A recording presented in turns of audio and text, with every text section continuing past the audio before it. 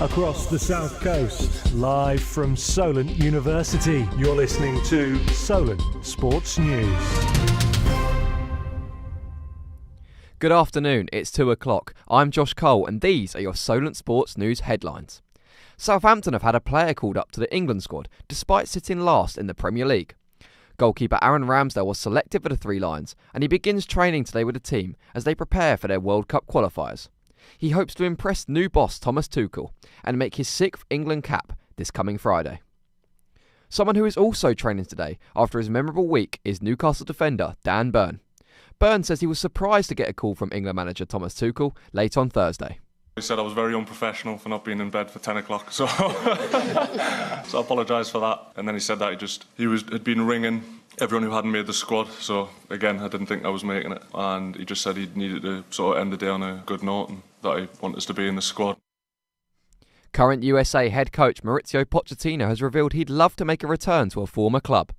6 years after being sacked by Tottenham Hotspur, Pochettino hinted that he would love to return to the club one day. Now I'm joined by Spurs fan Ed Groves. Ed, would you accept Poch back as your manager? Without a shadow of a doubt, I'd love Pochettino to return back to Spurs. I mean, in the 6 years since he's been gone, we've not been anywhere near the standard that he created and implemented with the club. The standard right now with Ange is very, very bad. I mean, 14th in the Premier League. It's just not good enough from what Poch left. I mean, he was 14th in the league when he got sacked, but his time at the club was much better than Ange. Obviously, he got to a Champions League final. I can't even see us getting even anywhere near the Champions League. So, yeah, I would take Poch back in a heartbeat. Thank you, Ed. Let's hope that if he did come back, Spurs' form will return them back into the top 4. After hearing about that potential former Spurs defender Ledley King says that Ange has had a lot to deal with and that he should be giving at least till the end of the season. Of course, the 15 defeats is unacceptable, but we've been through some injury crisis this season that I haven't seen before during my time, and there is still something to play for, which is important at this stage of the season. We're still in a quarterfinals of a major cup.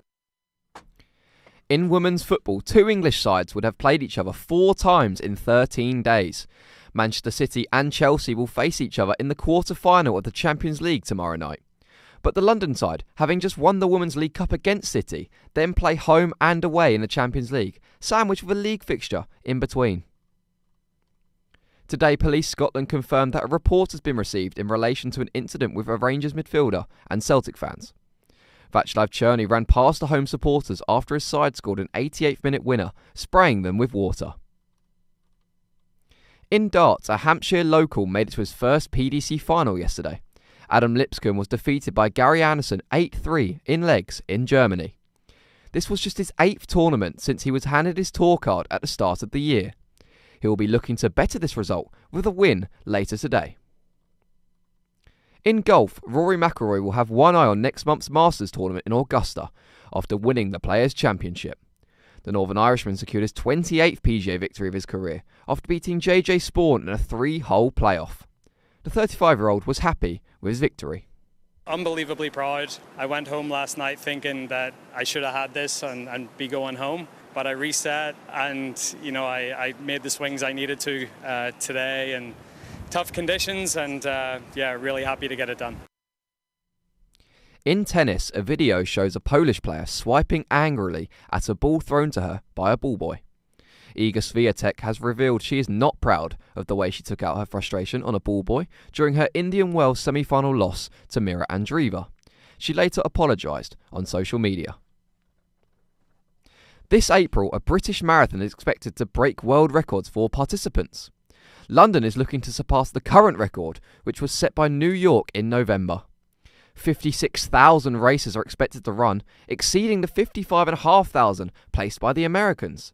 Amazingly though, 840,000 people applied, but only 56,000 will collect their race bibs. Premiership Rugby will begin trailing away ends at 2 matches next month in a bid to boost atmosphere and attendances. Fans will be given the option to segregate themselves in a designated block.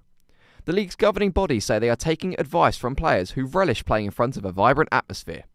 Now sports journalist Patrick Fitzgerald joins me here. Pat, how will this impact the sport and will it be a good change? Yeah, Josh, I think it would definitely impact the sport in a positive way. rugby has been lacking that kind of that vibrant atmosphere that you need to spur players on and get them involved properly. And having fans all together will definitely improve the atmosphere in general.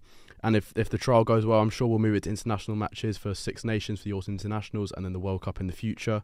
Can you just imagine fans in the Allianz Twickenham, the Principality, Murrayfield? It'd be booming. It'd be brilliant. I'd love the idea. And of course, hooliganism isn't as much of an issue as it is in football. So I think that's definitely a positive. But the only issue is, will that away end create kind of a tribal, kind of together atmosphere and maybe make the likelihood of hooliganism a thing? But I'm sure it will all be fine, and I'm looking forward to away ends. Thank you, Pat. Hopefully rugby will see a more positive change following this news. Steering away from rugby and into Formula 1, the FIA have decided to put tests in place for the Chinese Grand Prix this weekend. After closely observing the rear wings of cars at the Australian Grand Prix, the gap between the rear wing and the main plane has been shortened, and the FIA will be stricter with the rules from now on. That's all from us this hour. We'll be back at 3 p.m. with more news. So goodbye, and we'll see you in an hour.